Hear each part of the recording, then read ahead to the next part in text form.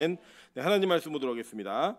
마태복음 23장 1절부터 12절까지 보겠습니다. 마태복음 23장 1절부터 12절까지 저와 여러분이 한 절씩 교독하고 마지막 절은 합독하도록 하겠습니다.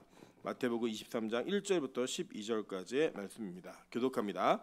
이에 예수께서 무리와 제자들에게 말씀하여 이르시되 서기관들과 바리새인들이 모세의 자리에 앉았으니 그러므로 무엇이든지 그들이 말하는 바는 행하고 지키되 그들이 하는 행위는 본받지 말라. 그들은 말만 하고 행하지 아니하며 또 무거운 짐을 묶어 사람의 어깨에 지우되 자기는 이것을 한 손가락으로도 움직이려 하지 아니하며 그들의 모든 행위를 사람에게 보이고자 하나니 곧 그 경문의 띠를 넓게 하며 옷수를 길게 하고 잔치의 윗자리와 회당의 높은 자리와 시장에서 문안받는 것과 사람에게 랍비라 칭함을 받는 것을 좋아하느니라. 그러나 너희는 랍비라 칭함을 받지 말라. 너희 선생은 하나요 너희는 다 형제니라. 땅에 있는 자를 아버지라 하지 말라. 너희의 아버지는 한 분이시니 곧 하늘에 계신 이시니라. 또한 지도자라 칭함을 받지 말라. 너희의 지도자는 한 분이시니 곧 그리스도시니라. 너희 중에 큰 자는 너희를 섬기는 자가 되어야 하리라. 누구든지 자기를 높이는 자는 낮아지고 누구든지 자기를 낮추는 자는 높아지리라. 아멘. 네, 우리 주변에 있는 분들에게 이렇게 한번 인사하도록 하겠습니다. 이제 갈라설 때가 되었습니다. 네, 뭐 다른 의미는 아니고요. 이제 이 날씨가 한창 더울 때는 다 그냥 덥습니다. 근데 이제 조금 선선해지기 시작하면 이 날씨가 자기에게 딱 맞는 분도 계시고 이 날씨가 아직 더운 분도 계시고 각자 천차만별입니다. 그래서 우리가 이제 요 시기에는 좀 이렇게 옷도 외투도 좀 가지고 다니시면서 좀 날씨가 이렇게 춥다고 느껴지시는 분들은 입으시고 또 그냥 계속 더운 분들은 에어컨을 쐬시는 이런 분위기에서 서로 이제 불협화음이 없는 그런 좋은 교대길 소망합니다. 그러나 우리가 어떤 마음의 나눔과 또 체질의 다름이 있다 할지라도 예배 가운데는 온전히 하나가 되는 은혜가 있기를 주님의 이름으로 축원합니다. 네, 오늘은 마태복음 23장 1절부터 12절까지의 말씀을 가지고 몇 층 사세요? 라는 제목으로 하나님 말씀 증거하도록 하겠습니다. 우리가 이 한국 사회에 아주 특별한 분위기가 하나 있습니다. 뭐냐면 제가 예전에 그 유학을 가보고 싶어가지고 보스턴에 가가지고 이제 이렇게 그 학교로도 알아보고 또 이제 거기 유학하시는 선후배들을 만나가지고 이런 정보들을 좀 이렇게 얻는 시간들이 있었습니다. 얘기하다 보니까 제가 이렇게 물었어요. 정말로 거지같이 살면 1년에 얼마가 있어야 됩니까? 라고 얘기했더니 그래도 한 4천만 원이 있어야 된다는 거예요. 1년에. 왜 이렇게 많이 드냐 그랬더니 쥐 나오는 아파트가 200만 원이야 라고 얘기를 했어요. 그래서 제가 뭐라고 얘기했냐면 아니 그러면 이렇게 단독주택 같은 빌라 같은 데는 없냐고 그랬더니 뭐라고 얘기했냐면 우리나라만 아파트가 비싸지 미국에서는 아파트를 사는 사람들은 가난한 사람들이 사는 거야 라고 이렇게 얘기를 했어요. 제가 그때 그렇구나, 우리나라하고 미국은 다른 분위기가 있구나. 그래서 이제 그 지역에 따라서 어떤 물건의 가치를 평가하는 기준이 좀 다르거든요. 그런 차원에서 볼 때 우리나라는 좀 불쌍한 것 같아요. 나라가 좁고 인구가 많다 보니까 자꾸 이렇게 집을 이렇게 닭장처럼 쌓아 올려가지고 그렇게 많이 모여 사는 데가 비싸고 오히려 우리는 이제 빌라나 좀 단독으로 사는 그런 집들이 그런 집들보다는 좀 더 싼 집으로 평가받는, 이사 잘 안 팔리고 이사 가기 힘든 이런 집으로 평가받는 일이 있는 것 같아요. 그래서 몇 층짜리 집에 사느냐 그것이 어쩌면 우리가 가지고 있는 사회적 신분이나 재정적인 여유를 나타내는 이런 일들을 우리는 얘기하고 있습니다. 그래서 그 강남에 가시면 굉장히 아주 이색적인 장면 하나 보시는 게 타워 팰리스가 있고 그 타워 팰리스의 너머로 아직도 철거되지 않은 판자촌이 있는 그 사진을 보시면 이 사회가 어떻게 달라지고 있고 어떤 빈부의 격차가 일어나고 있는가 이런 것들을 확인할 수 있는 그런 시간들이 또 우리 안에 공존하고 있다는 거. 이게 참 어떻게 보면 숙제이기도 하고 또 그걸 어떻게 풀어가야 될 것인가라는 고민도 우리 모두가 해야 되는 일인 것 같습니다. 오늘 그런 차원에서 예수님께서는 자신의 제자들과 대화를 나누실 때에 오늘 본문에서 정확하고 분명한 사회적인 문제 하나를 진단하셨는데 이 사회적인 문제가 단지 사회적으로 나타나는 현상에 머물러 있는 것이 아니라 영적인 문제와 결부되어 있는 것으로 이야기하시면서 이 내용을 풀어가시더라는 거예요. 대부분 이 본문들을 이해하실 때에 그냥 이거 사람을 섬기고 겸손하고 낮은 위치로 가면 하나님이 기뻐하시고 높은 위치에 가면 그냥 교만하고 자기가 창피당하는구나 뭐 이 정도의 개념으로 말씀을 이해하시는데 사실은 그보다 더 깊은 내용의 진리가 이 본문 안에 담겨져 있습니다. 오늘은 성경의 병행 구절들과 비슷한 가르침이 있는 구절들을 다 같이 한번 살펴보면서 왜 도대체 우리는 이 땅에서 그리스도인은 어떻게 사는 존재인가, 그리고 예수 믿는 사람들이 천국을 소망하고 있는데 천국이라는 곳이 어떤 곳인가라고 하는 것들을 오늘 말씀을 통해 확인하고 또 은혜를 누리는 귀한 시간 되시기를 주님의 이름으로 축원합니다. 자, 이 땅에 있는 백성들의 모습을 예수님이 이렇게 설명하셨어요. 자, 2절에 보니까 서기관들과 바리새인들이 모세의 자리에 앉았으니라고 얘기해요. 모세의 자리에 앉았다라고 얘기하는 건 분명한 이 자리에 대한 호칭과 그 자리가 가지는 의미가 있었다라는 거예요.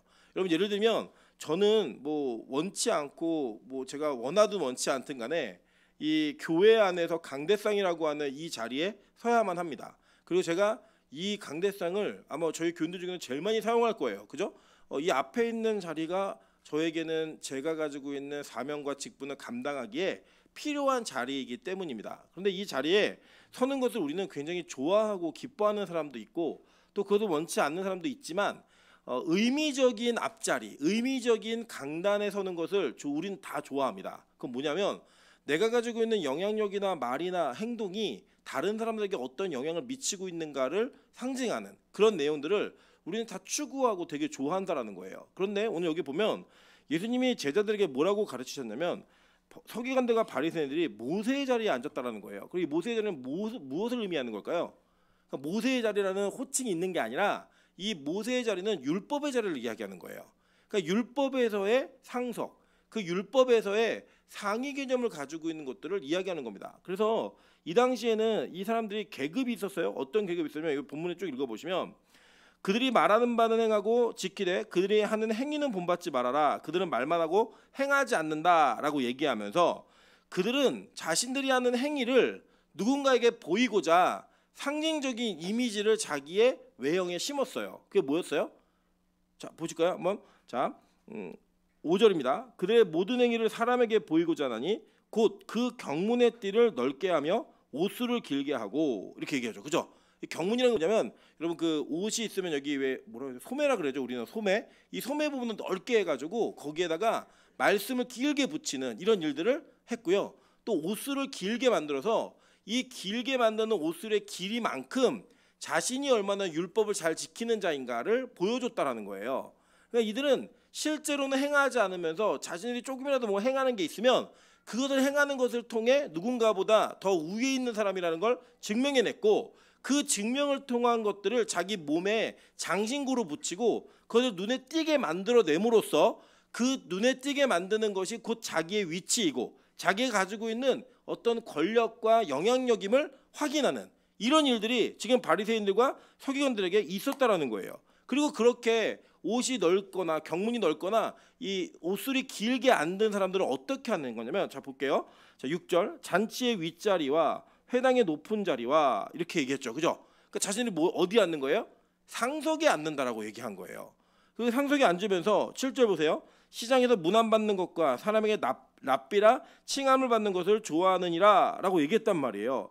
자 그러니까 지금 이 사람들이 가지고 있는 그 행동과 삶의 모습과 태도 속에 지금 자신들이 원하는 것들을 이루어가는 율법의 자리에서 내가 율법을 많이 이룬 것 같으면 그것을 자랑하고 보일 수 있는 상징적인 도구들을 만들어내고 그 상징의 도구를 통해 다른 이들보다 윗자리에 앉고 다른 이들보다 뭔가 더 존경받는 모습으로 칭호를 붙이고 랍비라 불림을 받는 것을 너무나 기뻐했다라는 거예요. 여러분 성경에 이런 구절이 굉장히 많이 나옵니다. 한번 볼까요? 자 마가복음 12장 38절부터 39절입니다. 자 이렇게 읽어볼게요. 예수께서 가르치실 때 이르시되 긴 옷을 입고 다니는 것과 시장에서 문안 받는 것과 회당의 높은 자리와 잔치의 윗자리를 원하는 서기관들을 삼가라라고 얘기했어요. 특징이 뭐냐면 그 윗자리를 가고 싶었던 거예요. 이 사람 자체가. 누가복음 20장 45절부터 46절입니다. 모든 백성이 들을 때 예수께서 그 제자들에게 이르시되 긴 옷을 입고 다니는 것을 원하며 시장에서 문안 받는 것과 회당의 높은 자리와 잔치의 윗자리를 좋아하는 서기관들을 삼가라라고 얘기했어요. 자 지금 성경은 예수님의 가르침을 그대로 기록하며 반복적으로 마태, 마가, 누가가 동일한 말씀을 다루는 그 과정 속에서 지금 높은 자리를 원하고 그것을 추구하는 사람들에 대한 경계를 얘기하고 있죠. 그죠? 근데 그 자리가 무슨 자리래요? 모세의 자리라는 거예요. 그러니까 단지 이거는 다른 차원이나 신앙적인 차원과 연결되어 있는 모델을 얘기하는 겁니다. 자, 그러니까 이게 굉장히 심각한 문제가 될 수 있다라는 거예요. 단지 삶을 살아가는 예의와 윤리와 도덕적인 태도의 문제가 아닌 영적인 문제로 예수님은 이것을 간파해내셨다라는 거예요. 자, 이것과 비슷한 이야기를 한번 보도록 할게요. 누가복음 14장 7절부터 14절 다 같이 한번 읽어볼게요. 자, 시작. 청함을 받은 사람들이 높은 자리 택함을 보시고 그들에게 비유로 말씀하여 이르시되 내가 누구에게나 혼인잔치에 청함을 받았을 때에 높은 자리에 앉지 말라. 그렇지 않으면 너보다 더 높은 사람이 청함을 받은 경우에 너와 그를 청한 자가 와서 너더러 이 사람에게 자리를 내주라 하리니 그때에 내가 부끄러워 끝자리로 가게 되리라. 청함을 받았을 때에 차라리 가서 끝자리에 앉으라. 그러면 너를 청한 자가 와서 너더러 버시어 올라 앉으라 하리니 그때야 함께 앉은 모든 사람 앞에서 영광이 있으리라. 무릇 자기를 높이는 자는 낮아지고 자기를 낮추는 자는 높아지리라. 또 자기를 청한 자에게 이르시되 내가 점심이나 저녁이나 베풀거든 벗이나 형제나 친척이나 부한 이웃을 청하지 말라. 두렵건대 그 사람이 너를 도로 청하여 내게 갚음이 될까 하노라. 잔치를 베풀거든 차라리 가난한 자들과 몸 불편한 자들과 저는 자들과 맹인들을 청하라. 그리하면 그들이 갚을 것이 없으므로 내게 복이 되리니 이는 의인들의 부활 시에 내가 갚음을 받겠음이라 하시더라. 아멘.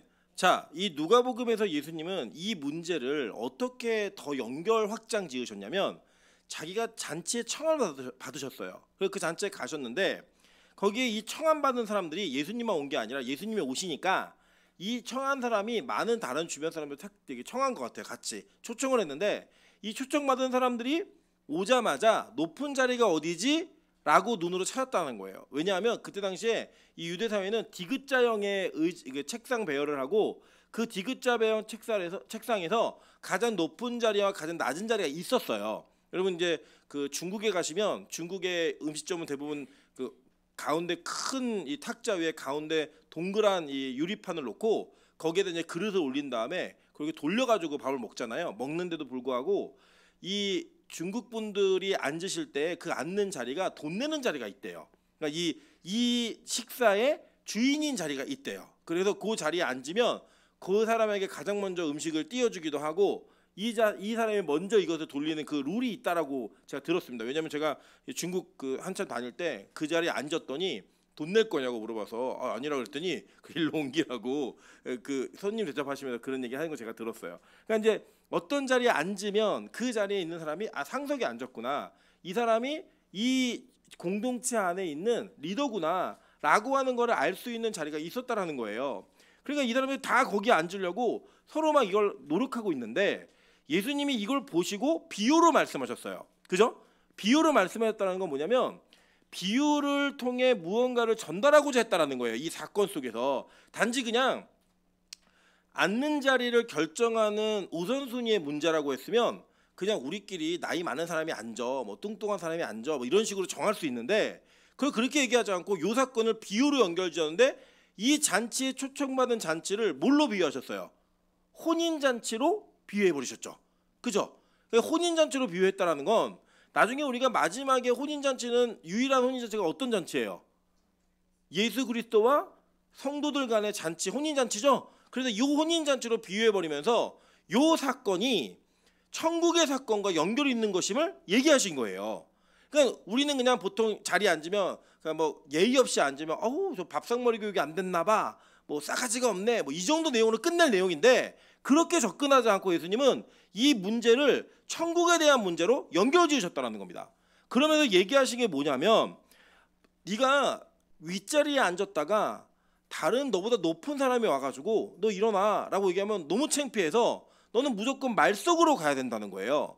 그렇게 얘기를 하고 오히려 네가 높은 사람인데 말석에 앉아 있으면 네 자리 거기 아니니까 이리 올라와서 좋은 자리에 앉아 라고 얘기하는 일이 벌어지니까 무조건 낮은 자리에 앉으라고 얘기를 한 거예요. 예수님은. 그리고 이 문제가 이 잔치는 어떤 잔치예요? 혼인잔치로 얘기하신 거예요. 그런 다음에 또 뭐 한 가지를 얘기하셨냐면 이 잔치를 청한, 그러니까 이 잔치를 주최한 사람에게 뭐라고 얘기하셨냐면 자, 너 이제 앞으로 잔치를 벌일 때에 뭐 점심이든 저녁이든 베풀면 벗이나 형제나 친척이나 부한 이웃을 청하지 말고 누굴 청하래요? 가난하고 몸이 불편한 자들과 저는 자들과 맹인들을 청하라 이렇게 얘기했어요. 그죠? 그러면 그들이 갚을 것이 없으므로 내게 복이 되리니 이는 의인들의 부한 시에 내가 갚음을 받겠음이라 라고 얘기하면서 이 초청되는 사람들도 천국의 문제하고 연결 지으신 거예요. 그죠? 천국이 그러니까 새하늘과 새 땅이 오는 날 다 부활하잖아요. 이 부활의 개념을 이 잔치하고 연결 지으셨다는 거예요. 자, 그러니까 예수님은 단지 자리를 어떻게 앉아야 된다라는 예의 도덕 윤리 차원에서 이 말씀을 가르치신 게 아니에요. 여기에는 분명한 영적인 원리와 답들이 담겨져 있더라는 거예요. 자, 그러면 과연 어떤 것이 담겨 있을까? 여러분 이제 이게 뭐냐면 아까 이제 마태복음을 보시면 이 상석이 무슨 자리래요? 모세의 자리. 그리고 이게 뭐였어요? 율법의 자리인 거예요. 그리고 그들이 이 상석에 앉기 위해서 뭐 한 거예요? 경문을 크게 만들고 자기 옷을 길게 늘여서 자기가 얼마나 너희들보다 높은 사람인 것을 증명해내고 거기를 앉는 그 싸움을 하고 있으니까 그거 하지 말고 그들과 같이 있지 마, 경계해서 같이 하지 마라고 얘기한 동시에 너희들 그들이 가르치는 내용은 듣지만 그들이 하는 행위는 본받지 마라고 얘기하셨다는 거예요. 자, 이게 굉장히 심각한 이야기죠. 이 성경의 본문을 제대로 이해하면 이 본문은 그냥 단지 인간들이 살아가는 관계 속에서 일어나는 일을 얘기한 게 아니라 천국에 대한 원리를 분명히 얘기하고 계신 거예요. 자, 그럼 제가 이거를 우리가 이해할 수 있는 관점으로 한번 풀어볼게요. 자, 이런 거예요. 먼저는 제가 예를 들어서 어떤 사람들을 초청할 때에 저희 집에 초청을 하는 거예요. 초청을 하면 그 초청되어지는 명단을 제가 알까요, 모를까요? 알겠죠, 그죠? 근데 아는데 초청받아 오는 사람들 가운데 이분은 조금 더 대접을 잘 해드려야겠다, 신경을 더 써야겠다라고 하는 이 계산을 제가 할까요, 안 할까요? 당연히 하죠. 초청 안 해보셨어요? 집에 손님 이렇게 오시면 자리에 어디에 누가 앉아야겠다라고 여러분 어느 정도는 결정해 놓으시고 초청할 때 이제 뒤에 있는 이제 막내들이나 어린 사람들은 그렇게 크게 신경 안 쓰지만 가장 상석에는 누구를 앉혀야겠다고 결정해 놓으세요, 안 해놓으세요? 하시잖아요, 그죠? 그러니까 지금 잔치를 초청하는 사람은 잔치를 베풀 때에 어느 자리에 누가 앉아야 된다는 계산을 이미 해놓은 거예요, 그죠? 그러니까 온 사람들이 자기들끼리 경쟁해가지고 넌 여기 앉아 저기 앉아 이렇게 할 문제가 아니라 이미 그 잔치 자리에는 주인이 있다 없다? 있다는 거예요. 그러니까 그 있는 자리에 그러니까 어떤 장면이 나오는 거냐면 원래 이 자리는 저 사람이 앉아야 되는데 그들은 끝속에 가서 앉아 있으니까 거기 당신 자리 아니고 여기가 당신 자리니까 올라오세요 라고 얘기하는 일이 벌어지고 원래 이 자리에 앉아있던 사람에게 여긴 네 자리 아닌데 절로 가 라고 얘기하는 일이 벌어진다는 거예요. 그러니까 이 자리는 이미 지정석이다 아니다? 지정석이다. 우리 옆 사람에게 인사하겠습니다. 지금 이 자리는 지정석입니다. 저는 가끔 뭘 보냐면 이게 어젠지 오늘인지 헷갈려요. 똑같은 자리에 다 앉아 계셔가지고 이게 어젠가 오늘인가 데자뷰인가 내가 본 장면인데 이런 느낌이 있거든요. 우리도 자기가 선호하는 자리 있고 자기 앉는 자리가 있거든요. 괜히 자기 자리도 아닌데 거기 누가 앉으면 기분이 나빠요.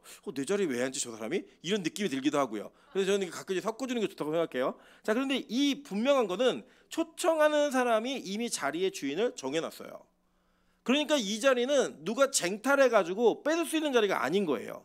이미 정해놓은 자리라는 겁니다. 자, 그러면 아까 혼인잔치가 천국잔치라고 우리가 비유가 된다 그러면 천국잔치가 이루어질 때 예수님께서 초청하실 사람들의 명단과 그들이 있어야 되는 자리를 예수님이 정해놓으셨을까요? 안 정해놓으셨을까요? 정해놓으셨다는 거예요. 그런데 율법주의자들은 이 땅에서 뭘 하냐면 그 정해놓은 자리가 있음에도 불구하고 자신이 가지고 있는 종교적 행위가 얼마나 남보다 의로운지를 증명하기 위해 이 땅에서 남에게 보여지고 남에게 확인받고 싶어하고 남에게 무언가 자랑할 만한 것들을 계속 만들어낸다는 거예요. 그래서 의미도 없고 쓸데없는 짓을 쉬지 않고 계속 벌이면서 그것을 경쟁하는 구도로 만들어간다는 겁니다. 그리고 심지어는 그것을 남들에게까지 가르친다라는 거예요. 자, 이렇게 얘기하는 겁니다. 마태복음 23장 13절부터 15절이 아까 이어진 말씀이 우리 본문하고 이어진 말씀인데 읽어볼게요. 자, 시작. 화 있을진저 외식하는 서기관들과 바리새인들이여 너희는 천국 문을 사람들 앞에서 닫고 너희도 들어가지 않고 들어가려 하는 자도 들어가지 못하게 하는도다. 화 있을진저 외식하는 서기관들과 바리새인들이여 너희는 교인한 사람을 얻기 위하여 바다와 육지를 두루 다니다가 생기면 너희보다 배나 더 지옥 자식이 되게 하는도다 라고 얘기하는 거예요. 그러니까 이런 겁니다. 우리가 이 땅을 살아가면서 우리는 실제로 우리가 무언가를 직접 배우는 것보다 부모들이나 주변에 있는 분들이 살아오는 방식을 그대로 답습하는 경우가 상당히 많아요. 그래서 교회 안에도 이런 문제가 굉장히 많습니다. 대부분 이제 어떤 현상을 보고 제가 이걸 알게 됐냐면 어떤 교회 안에 이 질서나 룰들을 정해놓은 규칙들이 있을 때 이걸 왜 하는지 아세요? 라고 여쭤보면 대답하시는 분이 거의 없어요. 진짜 거의 없어요. 자, 예를 들면 일반 교회에서 여러분 우리 그 예배 순서에 꼭 교동문이 들어가잖아요. 교동문 왜 하는지 아세요? 교동문의 원래 시조가 뭔지 아세요? 그 교동문 그냥 하시는데 안 하면 오히려 이상해요. 왜 교동문 안 하지? 이런 궁금함이 있단 말이에요. 근데 교동문이 원래 왜 시작되는지 혹시 아세요? 네, 이게 뭔지 제가 몇 번 가르쳐 드렸는데 이 종교개혁이 일어나면서 성도들이 성경을 가지고 왔어요. 그전에는 성경은 사제들만 보는 거였어요. 평신도는 성경을 못 봤어요. 그랬던 이 사람들이 독일어로 된 성경, 영어로 된 성경이 막 번역이 되면서 자기들이 성경을 손에 놓고 읽게 되니까 말씀 예배 중 시간 가운데 말씀을 읽는 영광을 우리도 갖게 해달라 얘기해가지고 교동문을 그러니까 서로 말씀을 요약해서 정리해 놓은 글들을 읽고 주고받는 일들을 하기 시작한 게 교동문의 시초예요. 그 우리 교회는 지금 교동문을 해요, 안 해요? 안 하지만 하죠. 뭐 언제 해요? 성경을 읽을 때마다 우리는 교독을 합독을 하든지 이런 형태를 통해서 우리 모두가 성경을 읽는 일들을 한다고요. 그러니까 그 정신이 있다는 걸 알면 이걸 안 해도 우리 교회는 교동문의 정신을 그대로 갖고 있는 교회구나라는 걸 알 수 있으시잖아요. 근데 이걸 모르면 그냥 우리 부모가 해왔으니까, 우리 선배들이 해왔으니까, 우리 조상들이 해왔으니까 이러고 그냥 한다는 거예요, 계속. 그래서 이 바리새인들과 서기관들의 외식이 누구에게 전달되느냐? 이 사람들이 제자를 사는 모든 사람에게 이게 다 전달된 거예요. 원래 율법의 의미와 율법이 가지고 있는 기능은 이미 상실되었고 그들이 율법을 자기를 자랑하고 자기를 나타내는 일에 사용했던 그 습관적인 일들이 계속 전수 돼가지고 그 분위기가 되어버린 거예요. 그래서 이게 어떤 일이 벌어졌느냐? 이렇게 율법을 지키는 사람들은 자기도 천국을 못 가고 이걸 배우는 사람들도 천국을 못 가는 이런 일이 벌어진 거예요. 그래서 저는 제일 싫었던 말 중에 하나가 뭐냐면 덮어놓고 믿어. 그냥 아멘하고 믿어 라는 말이 제일 싫었어요. 왜냐? 저는 제가 확인이 안 되면 그걸 못 하겠어요. 하면은 제가 너무 가식스러운 사람 같고 제 자신이 나를 속이는 것 같은 그런 찝찝함이 있어가지고 저는 꼭 확인을 해요. 요새 그러니까 제가 그렇게 확인했던 습관 때문에 저희 맨날 의심하는 아내를 만난 것 같아요. 저희 아내가 얼마 전에 이런 얘기를 하더라고요. 자기 성경을 가르칠 때 구약에서 메시아가 있다고 얘기하면 자기는 안 믿어줬대요. 저거 억지로 끼워 맞추는 거야 이랬는데 제가 설교를 할 때마다 성경의 근거를 자꾸 갖다 대니까 이게 진짜네 이런 생각이 들더라는 거예요. 그 전까지는 뭐예요? 이해가 안 갈 때는 그냥 목사가 말하니까 아멘은 했는데 자기는 믿었다 안 믿었다는 거죠. 제가 그런 사람 제일 싫어했거든요. 저스도 그러고 싶지 않았고. 그래 이게 확인이 돼야지만 저는 믿는다고 얘기를 하는데 이게 확인이 안 돼도 그냥 목사님이 말하니까 믿어. 그냥 권사님이 말한 건 맞아. 장로가 말하면 그냥 들으세요. 이렇게 얘기했던 교회 분위기 속에서 우리는 진짜 복음이 무엇이고 말씀의 의미가 무엇인지를 제대로 이해하지 않은 채 예수 믿는 이런 이상한 기형적인 성도를 너무 많이 만들어낸 거예요. 여러분들 저는 너무 황당했던 건 뭐냐면 제가 제대로 성경을 보고 나니까요. 구약 성경을 제대로 이해하지 못하면 예수를 그리스도라고 고백할 수가 없어요. 진짜 없어요. 근데 한국 교회는 구약 성경을 한 번도 읽어보지 않은 분들이 예수를 믿는데요. 그리고 자기가 믿는 예수를 얘기하는데 성경하고는 거리가 있는 분을 자꾸 얘기하는 거예요. 그게 아니라고 말하면 그게 틀렸다고 얘기하면 되게 기분 나빠하세요. 제가 오늘도 머리를 하는데 머리 주시는 분이 권사님이셨어요. 이 권사님께서 구약 성경이 있는데 구약 성경이 너무 재미없대요. 자기는. 그래서 무슨 얘기를 하시냐면 어떻게 시아버지하고 며느리하고 민망해갖고 그런 거 읽으면 자기는 그게 이게 왜 여기 써 있지? 이런 생각이 든다는 거예요. 이 도덕적 윤리적으로 안 맞는 부분인데 그러니까 그거를 읽고 하나님 말씀이라고 읽는데 그게 진짜 의미가 뭔지를 모르면서 그냥 성경에 있으니까 읽으시는 거예요. 그리고 그러다 보니까 자꾸 신약으로 가고 싶다는 거예요. 여러분 제 귀에는 어떻게 들리냐면 나는 구약 성경은 필요 없고 그냥 신약에 내가 나 기적 일으켜주고 오병이어의 기적 행하고 이런 예수님을 보면 너무 재밌어요 라고 하는 그 이야기로 들려서 제가 되게 안타까웠지만 그분이 저희 교회 교인도 아니고 제가 그걸 또 앉아서 저도 머리하면서 계속 졸고 있는데 그걸 얘기하기 너무 힘들어가지고 더 얘기는 못 드렸어요. 그런데 그게 저는 태반의 한국교회 현실이라고 보는 거예요. 성경을 제대로 알지도 못하고 이해도 못했는데 예수를 믿는다고 말하고 그냥 단지 주일날 안 빠지고 11조하고 술 담배 안 피면 저 사람 믿음 좋은 사람 이렇게 여겨져서 그 사람이 가지고 있는 실제로 하나님에 대한 이해가 무엇인지 전혀 우리가 그 근거를 찾지도 못한 채 장로가 되고 심지어 전도사가 되고 목사가 되고 권사가 되는 이런 일들이 한국교회 안에 너무나 많이 벌어지고 있다는 거예요. 여러분 저는 이 사건이 지금 바리새인들과 서기관들에게만 들려줘야 되는 말씀이 아니라 오늘 우리가 들어야 되는 말씀이라고 저는 믿습니다.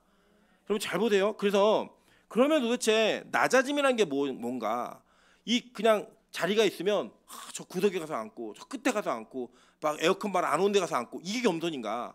여러분 우리는요 이 바리새인들이 가지고 있었던 이 겸손의 개념은 뭐냐면 자기가 겸손하다는 걸 티를 내는 거예요. 네. 그게 겸손이었어요. 근데 성경 그걸 뭐라고 해요? 그걸 교만이라고 얘기해요. 내가 얼마나 변했는지를 이야기하면서 그 변한 것을 자랑으로 여기는 것을 성경은 그걸 교만이라고 얘기를 해요. 제가 이따 알려드릴게요. 이게 성경 보면 다 나오는데 여러분 우리가 예수를 믿으면 변화돼야 된다고 얘기를 해요. 근데 여러분 진짜 변화되세요? 정말 변화되셨냐고요? 내 옛날의 모습에 그 쓴뿌리 같은 정말 나조차 내가 싫은 그 모습이 여전히 있다 없다? 있다고요. 많아요. 막 불쑥불쑥 올라오는데 예전보다 더 잘 숨기는 스킬이 생긴 거예요. 옛날엔 노골적으로 그걸 말했었는데 이게 노골적으로 자꾸 말하면 내 인격에 손해가 있고 사람들이 날 싫어하는구나. 그래서 내가 안에 꾹꾹 눌러는 놓지만 내 안에 그게 있다 없다? 있죠. 여러분 우리가 진짜 예배드리기 좋아하실까요?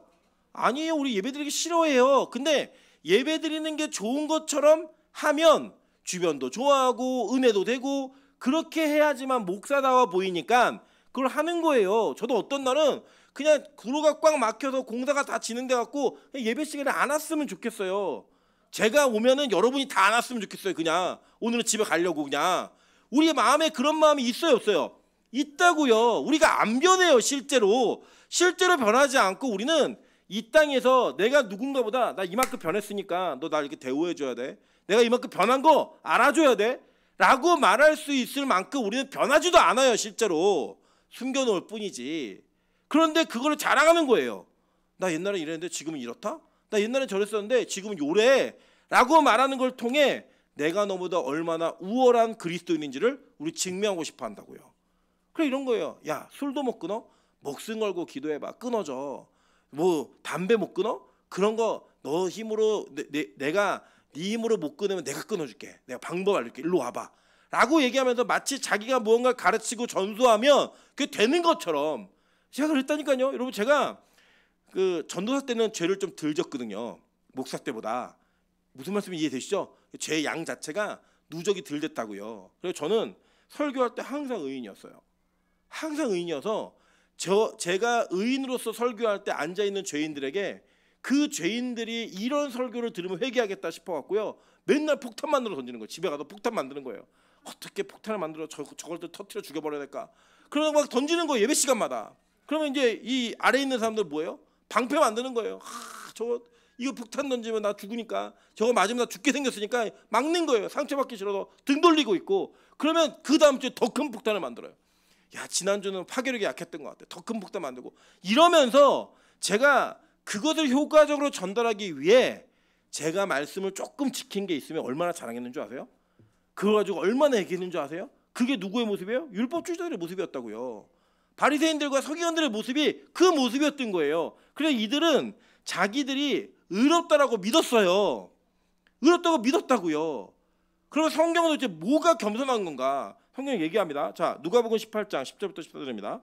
또 자기를 의롭다고 믿고 다른 사람을 멸시하는 자들에게, 이게 누구예요? 이 교만한 사람들이죠. 그죠? 내가 의롭다고 믿고 자기보다 의롭지 않다라고 생각하는 사람들은 어떤 사람이 멸시했어요? 그러면 이 사람 뭐예요? 교만한 사람이잖아요. 이 교만한 사람들이 어떤 사람인가 한번 보도록 할게요. 이 비유를 말씀하시되 두 사람이 기도하러 성전에 올라가니 하나는 바리새인이요 하나는 세리라. 바리새인은 서서 따로 기도하여 이르되 하나님이여 나는 다른 사람들 곧 토색, 불의, 간음하는 자들과 같지 아니하고 이 세리와도 같지 아니함을 감사하나이다. 그러면 보세요. 나는 일에 2번씩 금식하고 또 소득의 11조를 드리나이다. 이렇게 기도했어요. 여러분 우리 잘 보시면 일주일에 2번씩 금식하는 분 여기 혹시 계세요? 정기적으로 나는 일주일에 2번씩 금식한다. 저희 아내는 금식이 아니라 그 조금 다이어트식을 하는데 아침에 다이어트식을 하면 저녁에 먹어요. 네, 그리고 악순환이 계속되고 있어요. 그러니까 우리는 이 땅에 살아가면서 2번 정도 일주일에 금식을 매주 하는 성도가 여러분 찾아보기 힘들다 아니면 찾아보기 쉽다. 저는 한 번도 만난 적 없어요. 제가. 그리고 목회 인생에 제가 목회만 따지면 한 20년 넘게 목회를 했는데도 불구하고 그런 사람 한 번도 본 적이 없어요. 그런데 뭐였냐면 소득의 11조를 드리는 사람이었어요. 이 사람은 뭐도 안 했냐면 토색, 불의, 간음하고는 거리가 먼 사람이었다고요. 그러니까 보세요. 외형적으로 볼 때 누가 의로운 사람이에요? 이 사람이 의로워요. 그리고 이 사람은요 심지어는 자기도 자신을 의롭다고 여기고 있어요. 그러니까 기도를 이렇게 하는 거예요. 하나님, 난 죄 안 지었고요. 나는 정말 깨끗한 사람이에요. 나는 심지어는 그걸 넘어서서 일주일에 2번씩 금식을 하고요. 저는 11조도 한 번도 빼먹은 적이 없습니다. 그래서 제가요 저기 저 뒤에 앉아 있는 세리와 같지 않은 게 난 너무 감사해요. 하나님, 나를 그렇게 더럽게 저 바닥에서 굴리지 않게 도와주셔서 감사해요. 라는 기도. 누구의 기도 같으세요? 우리 그렇게 기도하지 않았어요? 하나님, 내가 그 죄를 짓지 않게 해서 감사합니다. 하나님, 그 죄를 안 지었기 때문에 나는 지금 깨끗한 사람입니다. 그게 그 얘기 아니에요? 하나님, 저는 저기 담배 피고 담배를 무고 다니는 저 아이처럼 저렇게 살지 않게 해주셔서 너무 감사합니다. 우리 아이가 그렇게 살지 않게 해주셔서 너무 감사합니다. 그렇게 기도 안 하셨어요? 하셨잖아요. 그게 누구의 기도예요? 자기를 스스로 의롭다고 여기는 사람의 기도. 그리고 그것을 하고 있는 사람들은 멸시하고 있는 사람들의 기도가 바로 그 기도였던 거예요. 그러면 이 교만한 것과 반대인 겸손은 무엇인가 볼게요.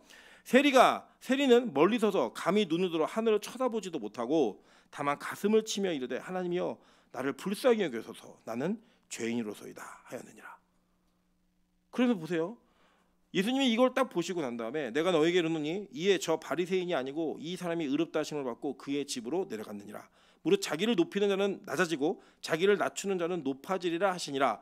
여러분 아까 나왔던 마태복음의 본문의 이야기 누가복음의 이야기에 똑같은 문구가 나오죠. 자기를 높이는 자는 낮아지고 낮추는 자는 높아지리라 라고 얘기했던 그 겸손의 개념은 아유 제가 몰려 저는 그런 거 할 줄 모르는 사람이다 이런 인간적 인격적 겸손을 얘기하는 게 아니라고요. 내가 얼마나 죄인지를 고백하는 것 그 자체를 성경은 겸손이라고 얘기했다고요. 그래서 여러분 바울이 보세요. 바울이 고린도전서, 에베소서, 디모데전서, 고린도전서 가장 먼저 썼는데 고린도전서 15장 9절에 뭐라고 얘기하냐면 나는 사도 중에 가장 작은 자라라고 얘기했어요. 근데 에베소서 3장 8절에는요. 모든 성도 중에 지극히 작은 자보다 더 작은 나에게 라고 고백을 한다고요. 늦게 쓴 건데 제일 마지막에 썼던 디모데전서에서 뭐라고 얘기하는지 아세요? 1장 15절에 이렇게 말합니다. 밑보다 모든 사람이 받을 만한 이 말이요 그리스도 예수께서 죄인을 구원하시려고 세상에 임하셨다 하였도다. 죄인 중에 내가 괴순이라 라고 얘기한다고요. 이게 완전 거꾸로 된 거 아니에요. 원래 우리가 지금 믿고 있는 한국적 기독교 상황에서는 제일 먼저 디모데전서에 고백을 해야 돼요. 아 나는 죄인 중에 괴수입니다. 그래서 제가 5년 동안 신앙생활을 했더니 모든 성도 중에 지극히 작은 자보다 더 작은 자가 되었습니다. 10년을 했더니 사도들 중에 가장 작은 자가 되었습니다. 이게 인격 아니에요? 이게 신앙 아니에요? 우리 그렇게 배우고 가르쳤잖아요. 오히려 근데 진짜 복음을 전하고 가르쳤던 바울은 자기가 처음에는 사도들 중에 가장 작은 자였는데 좀 더 복음을 깊게 알고 나니까 그의 겸손이 그로 하여금 모든 성도 중에 가장 작은 자라고 고백하는 거예요. 그러고 난 다음에 복음을 더 많이 알고 나니까요. 그의 입술에서는 내가 죄인 중에 괴순이라 라고 얘기하는 그 고백으로 연결되어진 은혜가 드러나더라는 거예요. 이게 겸손이라고 성경은 말하는 거예요. 이게 낮은 자리로 가는 자의 모습이라고 말을 하는 겁니다. 그러니까 즉 이 땅을 살아가는 우리 모두는 우리 자신이 얼마나 하나님 앞에서 부족하고 연약하고 쓸데없고 쓰레기 같은 존재인가를 고백했을 때 그것이 천국의 낮은 자리에 임하는 그 모습으로 나아가는 백성의 모습임을 성경 그대로 기록하고 있는 거예요. 왜냐하면 우리 자격이 있어서 청함받는 자가 아니기 때문에 집주인에게 얘기하는 겁니다. 야, 너 다음부터 초청할 때 스스로 괜찮다고 얘기하는 사람들 데리고 오지 마. 그 사람들 데려오지 말고 갚을 것이 없는 부족한 인간들 데리고 와. 그래서 누가 데려간 거예요? 거기에 가난한 자들, 몸 불편한 자들, 저는 자들, 맹인들을 청하라 라고 얘기했어요. 누가 가난한 자고 누가 몸 불편하고 누가 저는 자고 누가 맹인이에요? 우리가요. 우리가 그 맹인이 돼야 된다고요. 내가 무언가 하나님 앞에 갚을 게 있는 존재가 아니에요. 주님, 제가요 구원받은 감격이 너무 감사해서 헌금 이만할게요. 내가 나를 구원해 주신 그분의 그 사랑이 너무 감사해서 내가 10년 동안 예배 안 빠지고 열심히 드릴게요. 우리는 그렇게 갚을 수 있는 존재가 아니라고요. 그러니까 그 혼인잔치에는 그런 갚을 만한 율법주의적 사고를 갖고 있는 사람들 아무도 청하지 말라는 거예요. 누구 데려오라는 거예요? 아무것도 갚을 수 없는 정말로 무지하고 무능한 자들을 데려다가 진짜 구원의 은혜가 뭔지를 보여주는 혼인잔치를 하라고 얘기하고 있는 겁니다. 여러분 잘 보세요. 누가복음 14장 16절부터 24절 한번 볼게요. 이르시되 어떤 사람이 큰 잔치를 베풀고 많은 사람을 청하였더니 잔치할 시각에 그 청하였던 자들에게 종을 보내어 이르되 오소서 모든 것이 준비되었나이다 하매 다 일치하게 사양하여 한 사람은 이르되 나는 밭을 샀음에 아무래도 내가 나가보아야 하겠으니 청컨대 나를 양해하도록 하라 하고 또 한 사람은 이르되 나는 소 5겨리를 샀음에 시험하러 가니 청컨대 나를 양해하도록 하라 하고 또 한 사람은 이르되 나는 장가 들었으니 그러므로 가지 못하겠노라 하는지라 종이 돌아와 주인에게 그대로 구하니 이에 집주인이 노하여 그 종에게 이르되 빨리 시내 거리와 골목으로 나가서 가난한 자들과 몸 불편한 자들과 맹인들과 저는 자들을 데려오라 하니라. 종이 이르되 주인이여 명하신 대로 하였으니 아직 자리가 있나이다. 주인이 종에게 이르되 길과 산 울타리 가로 나가서 사람을 강건하여 데려다가 내 집에 채우라. 내가 너희에게 말하노니 전에 청하였던 그 사람들은 하나도 내 잔치를 맛보지 못하리라 하였다 하시니라 라고 얘기해요. 그죠? 똑같은 말씀이 계속 반복되잖아요. 그러니까 자기 일이 바빠서 이 잔치에 참여하지 못하겠다고 얘기하면서 양해 아 나 바쁘니까 예배 못 드리겠어. 나 바쁘니까 내가 지금 엄청 많은 일을 감당하고 있어서 그 나 기도하고 이런 거 잘 못해. 이렇게 얘기하는 사람들의 마음에 뭐가 있는 거예요? 나는 아주 죄인이 아닌 거예요. 그렇게 간절하게 절박하게 예배가 필요하지 않은 거예요. 거절할 수 있는 거예요. 그러니까 바빠 양해 좀 해줘. 그런데 그러면 노아해갖고 주인이 얘기하는 거예요. 종에게 빨리 시내와 거리에 가서 가난한 자들, 몸 불편한 자들, 맹인들, 저는 자들 데려오라 얘기하는 거예요. 여러분 그래서 우리 이 시간에 이 바쁜 시간에 이 행복하고 세상은 즐거운 시간에 교회로 부름받은 저와 여러분 다 누구예요? 네, 가난하고 몸이 불편하고 병들고 절고 보이지 못하는 자들 그 죄인들인 거예요. 그걸 고백하는 사람들만 오는 거예요. 성경은 이것이 겸손이라고 얘기하면 이것이 낮은 거라고 얘기하는 거예요. 한번 더 심각한 더 충격적인 사건 한번 보도록 할게요. 마태복음 22장 8절부터 10절입니다. 다 같이 읽어보겠습니다. 시작. 이에 종들에게 이르되 혼인잔치는 준비되었으나 청한 사람은 합당하지 아니하니 내 거리 길에 가서 사람을 만나는 대로 혼인잔치에 청하여 오라 한대 종들이 길에 나가 악한 자나 선한 자나 만나는 대로 모두 데려오니 혼인잔치에 손님들이 가득한지라. 자 여기 보니까요. 혼인잔치가 준비되었는데 청한 사람들, 초청받은 사람들이 합당하지 않다는 거예요. 왜요? 이 사람은 다 모세의 자리에 앉아갖고 얼마나 내가 율법을 잘 지켰는지 그거 자랑하고 자기 일에 바빠서 하나님에 대한 예배나 하나님을 향한 온전한 간절함이 사라진 자들이니까 안 된다는 거예요. 아무나 데리고 와라고 얘기하니까요. 종들이 나가서 누굴 데려왔냐 보니까요. 길에 나가 누굴 데려와요? 에? 길에 나가 누굴 데리고 갔어요? 띄워주세요. 길에 나가 10절 위에 방송실 네. 자 아니요 거기 말고 22장 마태복음 22장 10절 자 읽겠습니다. 시작. 종들이 길에 나가 악한 자나 선한 자나 만나는 대로 모두 데려오니 혼인잔치에 손님들이 가득한지라. 자 누굴 데려왔어요? 악한 자를 데려왔다고요. 누구예요 그게? 우리예요, 우리. 그러니까 이 혼인잔치에 들어간 건 아까 뭐라 했죠? 천국잔치라고 얘기했죠. 그러니까 이들이 볼 때 악한 자나 선한 자는 영적인 악함과 선함이 아니에요. 어디에서예요? 이 땅의 도덕과 윤리적으로 악하든 선하든 간에 초청받은 자도 있다는 거예요. 그러니까 이 혼인잔치는 주인이 이게 상석이야, 이게 말석이야, 그리고 여기는 네 자리고 저기는 이 사람 자리야 라고 말한 그 자리가 있기 때문에 이 땅에서의 우리의 도덕적 윤리적 율법적 삶을 기준으로 그 자리에 앉고 서는 것이 아니라 은혜로 말미암아 아무것도 한 거 없이 무능한 자들이 잔치에 초청받을 수 없는 자격 미달의 자들이 그 자리에 다 앉게 된다는 거예요. 그래서 그것을 고백하는 자가 겸손한 자이고 그것을 고백하는 자가 천국에서 어떤 자래요? 큰 자라고 얘기하는 거예요. 오늘 이 말씀은 단지 어디에 가서 너 겸손하게 굴어, 너 좀 남들보다 좀 이렇게 낮은 자처럼 행동해, 이게 아니고요. 너 어디에 있든지 철저하게 죄인이라고 고백해. 너 어디에 있든지 철저하게 무능한 자라고 고백해. 그래야지만 그 무능한 자에게 주시는 하나님의 은혜로 말미암아 너의 조건이나 너의 자격에 상관없이 구원의 은혜가 임하는 거야. 이걸 믿는 사람이, 이 초청을 받아들이는 사람만 혼인잔치에 들어오는 거야 라고 얘기하는 천국복음을 얘기하는 거예요.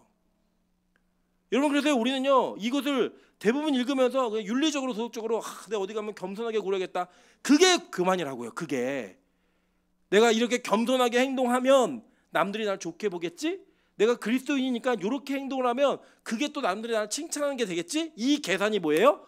교만이라고요. 율법주의라고요. 여러분, 그러니까 우리는 매 순간마다 율법주의자가 되면 안 돼라고 말은 하고 생각은 하는데 우리 행동이 다 뭐예요? 율법주의를 하고 있는 거예요. 그리고 그걸 가르치는 거예요. 너도 그렇게 해야 돼. 우리 자녀들에게도 그걸 가르치고 있는 거예요. 어디 가면 이렇게 해라.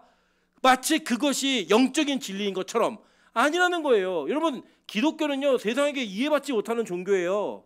기독교는 세상이 이해할 수 없는 종교예요. 그래서 우리가 어떤 것을 이야기하더라도 우리가 가지고 있는 본질을 이야기하면 세상은 우리를 미워한다고요. 이해 못하고 우리를 조롱해요. 어쩔 수 없어요.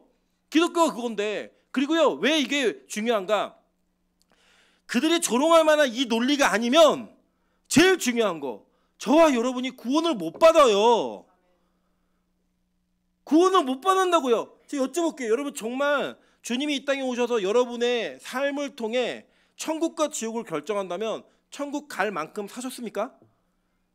그런 소망이 있으세요?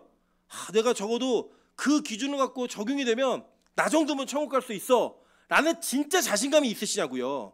여러분의 24시간이 다 폭로되고 여러분의 모든 죄악과 생각 자체가 다 폭로가 되면, 공개가 되면 여러분이 누가 착한 사람이에요? 여기서 없어요. 저나 여러분이나 똑같다고요. 하늘에서 보기에는 그래 조금 더 선하고 유한 것처럼 보이는 사람이 있을 수 있겠지만 하늘에서 볼 때는 똑같다고요. 다 죄인이에요. 다 쓰레기고. 그걸 고백하는 그 사람이 진짜 겸손한 사람이라고 얘기를 하는 거예요. 그래서 우리에게는요 유일하게 우리 자신의 자격이 아닌 하늘로부터의 자격이 필요한 거예요. 그게 뭐냐 볼게요. 로마서 3장 21절부터 24절입니다. 이제는 율법 외에 하나님의 한 의가 나타났으니 율법과 선지자들에게 증거를 받은 것이라. 곧 예수 그리스도를 믿음으로 말미암아 모든 믿는 자에게 미치는 하나님의 의니 차별이 없느니라. 너무 멋지지 않습니까? 정말 저와 여러분처럼 자신이 쓰레기라고 생각하고 죄인이라고 생각하는 사람들에게 이 문구는 진짜 양손을 다 들어서 쌍수를 들고 환영해야 되는 진짜 복음의 메시지 아니에요? 나는 이 땅에서 다른 사람들보다 기준 이하의 삶을 살았고 이 사회적 윤리가 정해놓은 그 윤리에 미치지 못하는 삶을 살았는데 그 죄인의 쓰레기에게 예수의 의가 임해서 그 예수의 의로만 구원받으니까 다 똑같은 의라는 거예요. 차별이 없는 의라는 거예요. 너무 감사하지 않으세요? 그래서 예수를 진짜 믿으면 그 진짜 예수의 의가 들어오면 우리는 과거를 묻지 않아요. 아니, 과거를 알아도 문제 삼지 않아요. 여러분의 과거 옛날에 어땠는지, 어제가 어땠는지, 아니 심지어는 오늘이 어떻고 내일이 어떻는지 그거조차도 문제가 되지 않아요. 왜요? 우리는 내 힘이 아니라, 내 의지가 아니라, 내 열심이 아니라 누구의 의로 구원받는 자들인가? 예수의 의로 구원받는 자들이기 때문에. 그게 복음이라는 겁니다. 저는요 우리 빛과소금 교회가 이 은혜가 있기를 소망합니다. 여러분, 제가 누누이 말씀드리지만요, 이 율법적 의를 강조하면요, 교회는 생기가 돌아요. 경쟁이 붙는다니까요. 누가 상석에 앉을 것인가. 예를 들어 지금부터 남은 자리, 지금부터 남은 예배 시간에 누가 제일 많이 참석할 것인가, 그 사람에게 우리 교회에서 1등을 부여하겠습니다, 메달을 주겠습니다 라고 얘기하면요, 불 붙어요. 진짜 불 붙는다고요. 어떤 불이 붙느냐? 자신의 열심, 자신의 의에 불이 붙는 거예요. 거기서 끝나면 다행이죠. 1등한 사람은요, 그 메달 걸고 다녀요. 교회 올 때마다 그 메달 메고 다닌다니까요. 그 시상식을 하면 그 영광스러운 장면에 가장 높은 자리에 섰던 그것을 항상 추억해요. 그래서 여러분 별로 어렵지 않아요. 여러분 매일 예배 열심히 나오시게 하는 건 뭐냐면 1회 1등한 분에게 상금 100만 원과 함께 여러분 그 명패를 손바닥 찍어갖고 이거 걸어주는 거야 하나. 자, 이제 다음 년부터 2회 시작합니다. 매해마다 한 사람씩 다 선정해가지고 그거 붙여주기 시작하잖아요. 교회는요, 생동감이 있어요. 어떤 생동감이요? 내 열심이 자극되어진 생동감. 근데 뭔 사라져요? 은혜는 사라지는 거예요. 복음은 사라지는 거예요. 소진이처럼 2주에 한 번 나오는 애들은 교회 못 오는 거예요. 너 같은 인간이 어떻게 교회로 와? 너 천국 못 가. 왜요? 이 동판에 손가락 이렇게 찍었고 못 붙였으니까. 여러분, 그런 일들이 교회 안에 비일비재하게 벌어지고 있어요. 그게 목사래요. 그게 전도사래요. 그게 장로고 권사래요. 뭐예요? 다 율법사들과 바리새인들처럼 나도 천국 못 가고 남도 못 가게 하는 인간들 아니에요? 여러분, 이거는요 진짜 우리가 철저하게 회개하는 거여야 된다고요. 여러분, 대한민국은 아파트 몇 층을 사는가, 그것이 그 사람의 부를 상징해요. 꼭대기층에 살면요, 펜트하우스 사시네요. 정말 넓은 층 사시네요. 제가 살고 있는 아파트는 동별로 평수가 달라요. 그래서 엄마들끼리 만나면 물어요. 몇 동 사세요? 몇 동 삽니다. 와, 넓은 데 사시네요. 정말 좋으신 데 사시네요. 그래서 그 동에 몇 동을 사는지가 그 사람의 위치를 결정하고 그 사람의 어떤 사회적 신분을 결정해요. 여러분, 이런 이야기는 여러분 서울에도 있잖아요. 그죠? 몇 단지, 그 단지 수가 LH냐 아니면 자가냐, 브랜드 아파트냐, 주공 아파트냐, 이 차이를 가지고 아이들이 사람을 갈라요. 여러분, 제 친구 목사가 목동에 사는데 그 아파트가 옆에 있는 아파트보다 평수는 넓은데 가격이 5억이 낮대요. 이유가 뭐니 물어봤더니 그 아파트 단지만 8학군에 못 들어가, 그러니까 학군에 못 들어간대요. 학군이 달라서 아파트 가격이 평수가 넓은데 떨어져 있어요. 여러분, 요새 아이들이요, 휴거라고 얘기해요. 휴먼시아 거지. 자기들끼리 어떤 단지를 살고 있냐 이거 갖고 얘기하는 거예요. 여러분, 이 세상의 얼마나 열심히 살고 철저하게 갈들이 살아서 돈을 얼마나 모았는가를 가지고 신분이 결정돼요. 심지어는 지들이 모은 것도 아니에요. 그 집에서 운 좋게 태어나가지고 하나님 정해져서 태어났기 때문에 아버지가 부자이고 아버지가 가난할 수 있잖아요. 그런데 그걸 가지고 자기들끼리 신분을 결정한다니까요. 심지어 엄마들이 이 주공아파트 아이들 우리 단지 내로 못 들어오게 하라고 얘기하는 그런 일들이 지금 이 땅에 그대로 존재하고 있어요. 교회도 그걸 그대로 받아들이고 있고요. 그래서 좋은 지역구에 있는 사람들은 훌륭한 목사라고 얘기하고, 부자 교구를 맡으면 이번에 대박 났다고 얘기하고, 이런 얘기들을 해요. 여러분, 저 부목사 때도 그랬어요. 큰 교회 있는 부목사들이 모여갖고 무슨 얘기하냐면요, 이번에 자기 맡은 교구는 교양 있는 사람들 맡은 교구래요. 부자 동네를 맡았대요. 너무 행복하대요. 그리고 그 자리를 맡으면 안 나오려고 그런대요. 여러분, 이게 진짜 교회 모습 맞을까요? 지금 우리의 율법주의를 교회 안에 너무나 많이 심고 있지 않을까요? 어쩌면 우리가 여기 너무 자연스럽게 그래, 이 율법주의는 우리 믿음의 선배들이 그대로 해왔던 거니까, 우리 교회가 그대로 이루어왔던 거니까 이 정도는 그냥 갈 수 있지라고 말하며 이 범죄의 현장에 우리 있지 않으실까요? 묻는 거예요. 맨날 몇 동 사세요? 몇 층 사세요? 그걸 묻는 거예요. 영적인 위치가 몇 층이세요? 정말 신앙생활 몇 층까지 하셨죠? 성경을 몇 층까지 알고 계세요? 그 층수를 물어가면서 어떻게든 더 높은 층수에 올라가려는 그 싸움을 지금 우리가 하고 있어요. 예수님 말씀하시는 거예요. 너네 뭐하니? 자리 정해져 있어. 니들이 아무리 열심히 해도 혼인잔치는 자리가 정해져 있다니까. 네 자리 여기 아니까 일어서 저 뒤로 가. 너는 그 자리 네 자리 아니야. 제일 앞으로 와. 주인이 다 정해놨어요. 그리고 그 자리를 누구로 채웠어요? 가난한 자, 병든 자, 저는 자, 눈먼 자를 채웠다고요. 누구 채웠어요? 악인을 채웠다고요. 그게 복음이에요. 너무나 여러분 이해하시기 어렵겠지만, 받아들이시기 어렵겠지만, 이게 성경 그대로의 복음이라고요. 그렇다면 지금 나는 뭘 믿고 있는가? 지금 나의 열심은 무엇을 근거로 하고 있는가? 여지껏 내가 해왔던 신앙생활은 뭘 기반으로 해왔는가? 여러분 다시금 우리의 신앙을 고민해 봐야 되는 이런 무게가 너무나 무거운 말씀이 오늘 본문의 말씀이라고요. 단지 그냥 어디 가서 잘 낮은 자리에 섬기는 모습으로 있어라, 그게 아니고요. 정말 이 무게는 천국 가는 백성이 누구인가를 얘기해 주고 있는 그 겸손함, 천국의 겸손함이 무엇인가를 우리가 너무나 직설적으로 얘기하는 거예요. 여러분 저는 오늘도 이 밤에 저와 여러분이 내가 얼마나 큰 죄인임을 고백함으로 말미암아 천국의 겸손이 있는 성도 되기를 주님의 이름으로 축원합니다. 하나님은 여러분의 인위적이고 가식적인 모습으로 여러분을 평가하시는 분이 아니세요. 있는 그들의 모습에도 불구하고 여러분을 구원하시는 분이라고요. 저는 장로교 목사로서 칼빈주의를 믿고요, 개혁주의를 신뢰합니다. 저는 개혁주의 신학이 100% 다 맞기 때문이라고 그렇게 생각하는 건 아니에요. 불완전한 신학이에요. 그러나 가장 성경적이라고 믿어요. 그중에 제가 이 장로교, 개신교, 특별히 칼빈이즘에서 가장 제가 신뢰하는 복음은 예정론이에요. 하나님이 정해놓으셨다는 거예요. 제가 왜 이걸 믿냐면요, 저는 그 예정론이 아니면 전 구원 못 받는 사람이에요. 저는 제가 구원받고 싶어서, 정말 천국 가고 싶어서 이 복음을 믿어요. 그리고 저는 이 복음의 감격과 기쁨이 진짜 있기 때문에 여러분에게 이 감격이 동일하게 있으셨으면 좋겠어요.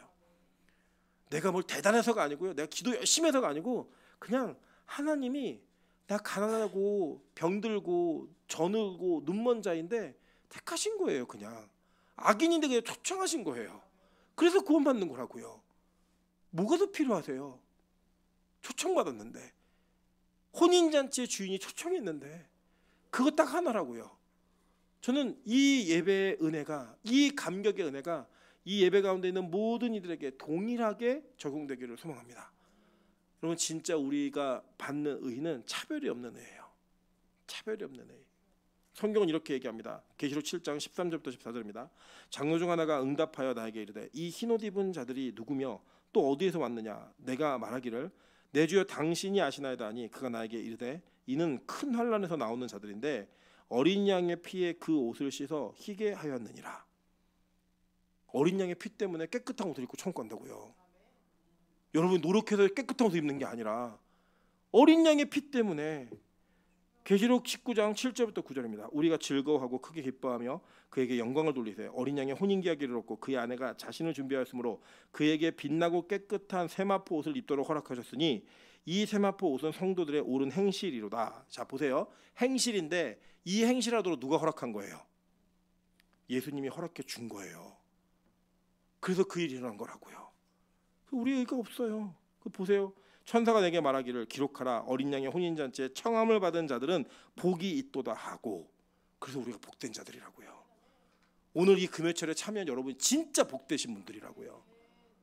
자격 없는 우리가 이 복을 받아서 예배하고 있는 거예요. 여러분 그렇게 예배하고 그렇게 기도하고 그렇게 부르짖는 우리 빛가소금교회 성도들 되시기를 주님의 이름으로 축원합니다. 같이 우리 찬양으로 기도하며 나아가도록 하겠습니다. 이 내 모습 이대로라는 찬양인데요. 이 찬양의 가사를 보면요, 여러분 그냥 뭘 해서가 아니에요. 그냥 여러분 모습 그대로 하나님 사랑하세요. 여러분 모습 그대로 하나님이 거기다 하나님의 의를 불어 넣으신 거예요. 여러분 모습 그대로 여러분 초청하신 거예요. 그거면 돼요. 그거면 끝이라고요. 더 이상 어떤 것도 필요하지 않아요. 그 사랑을 만끽하세요. 그리고 진짜 그 사랑을 만끽하면 하나님이 우리로 하여금 예배하게 하세요. 하나님이 우리로 하여금 기도하게 하세요. 하나님이 우리로 하여금 섬기고 봉사하고 하게 하신다고요. 그래서 그거는 내 의가 될 수 없어요. 하나님이 하셨기 때문에. 저 우리 교회 좀 그런 교회 됐으면 좋겠어요. 왜 나는 하는데 왜 너는 안 해? 나는 왜 이렇게 기도하는데 너는 이렇게 기도 안 하니? 난 이렇게 예배드리는데 너는 왜 이렇게 예배를 안 드려? 라고 신란하고 지적하는 교회가 아니라 나는 하나님이 이렇게 은혜를 주셔서 나는 원래 나도 예배할 수 없는 자인데 나 이렇게 예배하게 되었다. 나 원래 이렇게 기도할 수 없는 사람인데 이렇게 기도하게 되었다. 내가 이렇게 봉사 섬기는 거 못하는 사람인데 하나님 이렇게 하게 하셨어. 다 하나님 은혜야. 이런 고백만으로 우리 흘러넘치는 교회 한번 됐으면 좋겠습니다. 우리 찬양으로 기도하며 나아가도록 하겠습니다.